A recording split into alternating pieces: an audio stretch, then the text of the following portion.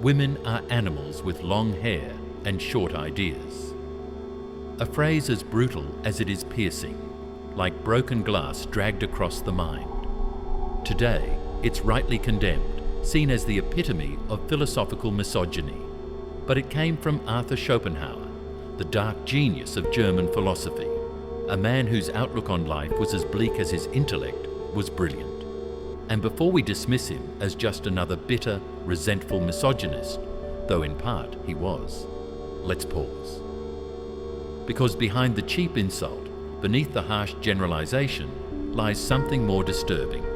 A truth that echoes quietly, uncomfortably, in the hidden corners of male experience. Some argue Schopenhauer didn't hate women per se. He hated the mechanics of desire. He loathed the way romantic love, or what he saw as its illusion, made him feel powerless, replaceable, secondary.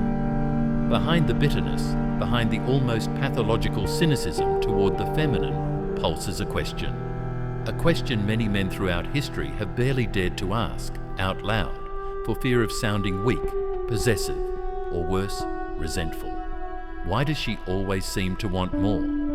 Why, when it felt like love, connection, commitment were real, can she walk away one day for someone else? And why does that someone else so often embody very specific traits? Taller, more successful, more confident, more dominant, more of something you feel you lacked. Today, we're diving into those turbulent waters. We'll talk about hypergamy, that controversial idea about the silent power hidden within female choice.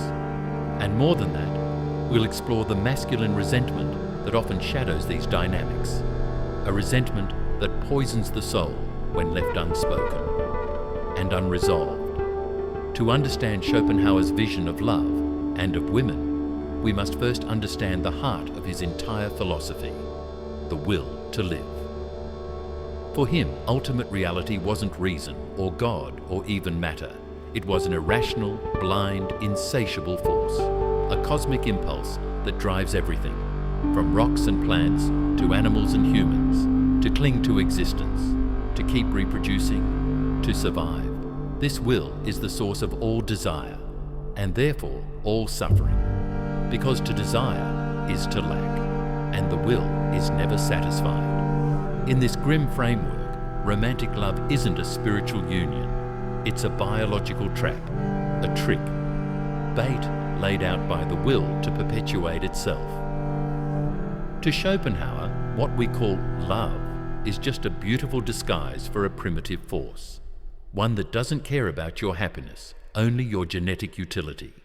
You think you fall in love because of emotional connection, because you found someone who understands your soul, but he says otherwise. The will, this blind biological force, chooses for you. You're just the instrument. Love, then, is a lure, a carefully engineered illusion meant to trick you into submission. And even more disturbing, when a woman chooses a man, through this lens, she doesn't do it for the depth of his heart or the poetry of his soul. Her instinct is calculating, sharpened by millions of years of evolution. She's not consciously weighing your kindness or romantic gestures. On a deeper level, her biology is asking, can this man protect me and our potential children? Can he provide security, resources, stability? Does he possess the genetic traits, strength, intelligence, status that will benefit my offspring? To Schopenhauer, this is the cruel engine behind female attraction. It's not sentiment, it's strategy. A survival algorithm masked by affection, admiration, or compatibility. And that algorithm has a name, hypergamy. Let's define it without flinching. Hypergamy is the observable tendency across history and cultures for women to seek partners with equal or higher social, financial, or physical status. It's not a moral flaw. It's not inherently shallow. It's not even always conscious. It's evolutionary programming, a deep-rooted survival instinct. But what evolution calls logic, the modern man often experiences as betrayal, because it's not just that she left, it's who she left for, someone perceived as better, more confident, more dominant, more successful, more something you weren't. That's when the resentment is born. Not because you weren't loved, but because you were outcompeted. Because everything you gave, your loyalty, your care, your presence, wasn't enough. Because somewhere, silently, you lost a game you didn't even know you were playing. So you ask yourself, was it a personal betrayal? Was it selfishness? Or was it something more ancient, more impersonal, like natural selection in action? And Schopenhauer, perched atop his tower of pessimism, would offer a devastating answer. It wasn't her. It was the will, using her as a vehicle, using you as bait. That feeling of being discarded doesn't often come with tears. It doesn't get shouted. It wears masks. It hides behind sarcasm, detachment, or phrases like, all women are the same. Love is a scam. But beneath that armor, there's something raw, something painful, a wound that never fully healed. And it's here, beneath the silence, where Schopenhauer let his philosophy rot. His contempt for women, so evident in his writing, doesn't seem to arise from cold reasoning. It comes from experience, from a fractured relationship with a powerful, emotionally distant mother. From failed romances where he was not the chosen one, Schopenhauer wasn't just speaking as a philosopher. He was speaking as a man who felt invisible, unwanted. And that's what makes his philosophy so dangerous. It's not just theory, it's trauma, intellectualized. But rather than judge, we might ask, how many men today carry that same wound? How many have loved deeply, given everything, and still weren't enough? How many played the role of protector, provider, loyal partner, only to be seen as a placeholder, not a passion? Because here's the harsh truth. Men don't just want companionship, they want to be chosen, to be desired, not just accepted, to be the one who makes her eyes light up, not just the one who pays the bills. And when they're not, when they're replaced, the pain doesn't get processed, it gets buried. And in a culture that still punishes male vulnerability, that pain mutates.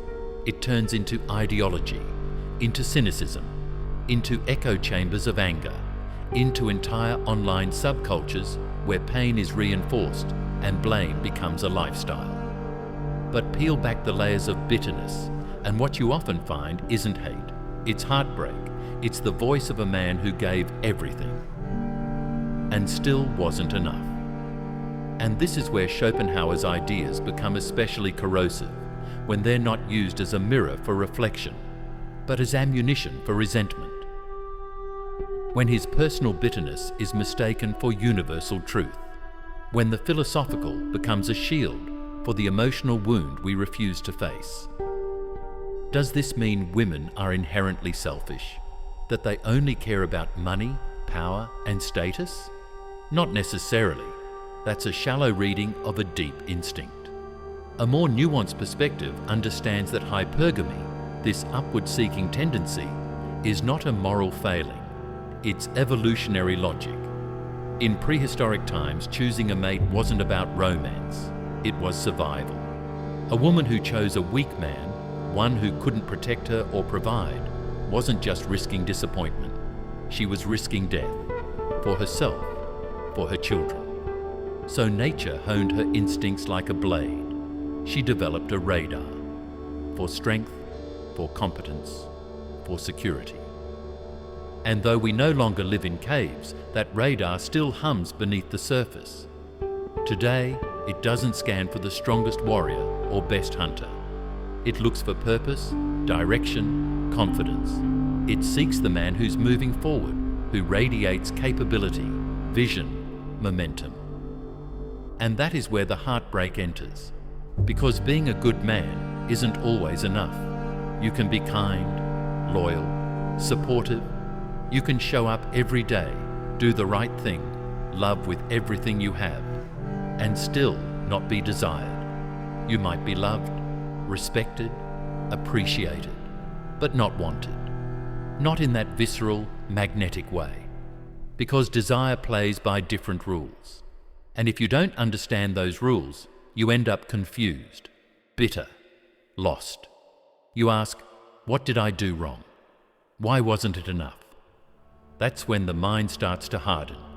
You begin to believe love is a lie, that kindness is weakness, that women are cruel. But the real problem? You're reacting from misunderstanding. You were never told. Desire doesn't reward goodness. It rewards growth, energy, power. And when you don't project that energy, that mission, that spark, she might not even see you. So many men get stuck here, doing everything right, following the script, and still losing, still being replaced. Not because they're bad men, but because they haven't realized the game has different rules than the ones they were taught. So what now? Do you give up? Turn bitter? Join the chorus of rage online? Or is there a way to reclaim your value? Not by chasing her approval, but by rebuilding your foundation. Understanding hypergamy doesn't mean becoming a slave to it. It doesn't mean twisting yourself into some artificial mold of high status. It doesn't mean becoming someone you're not to win approval. It means learning the rules of attraction, then deciding to rise on your own terms. Not for her, for you. The solution isn't outcompeting every other man for a woman's validation. That's a race you'll either lose or lose yourself in. The real answer is this: compete against your past self. Compete against your past self. Wake up every day asking, where can I grow? Where am I falling short? Where have I been passive when I should have acted? Because when you focus on becoming the most grounded, capable, purpose-driven version of yourself, not to impress but to evolve, you stop needing approval. You stop begging for love. You start radiating power, calm, confidence. And here's the paradox. That's when you become attractive. Not because you chased it, but because you no longer need it. You don't become invincible to rejection, but rejection no longer breaks you. You've built something deeper, a core, a kingdom within. And if someone leaves, if someone doesn't choose you, you don't collapse. You regroup, you rebuild, you rise. This is where we turn to Nietzsche, the philosopher who both admired and criticized Schopenhauer. His idea of the Übermensch, the overman, wasn't about dominating others. It was about dominating the self, mastering your impulses, overcoming your bitterness, transforming your wound into wisdom, your pain into purpose. So yes, maybe she wanted something more. Maybe she left. Maybe she compared you to someone else and found you lacking. That hurts. It cuts deep. But you don't have to stay in that place. You don't have to let that wound define you. You can turn it into fuel. You don't grow by resenting what you can't control. You grow by building what you can. Your strength, your clarity, your mission. Don't beg for love. Don't cling out of fear. Don't hate what you can't possess. Build yourself. Forge your own path. Know your worth. Not because someone else says you have it, but because you've earned it. And if she leaves, let her. Because when you know who you are, when your value is rooted inside, abandonment is no longer your greatest fear. It's just another step on the path to mastery.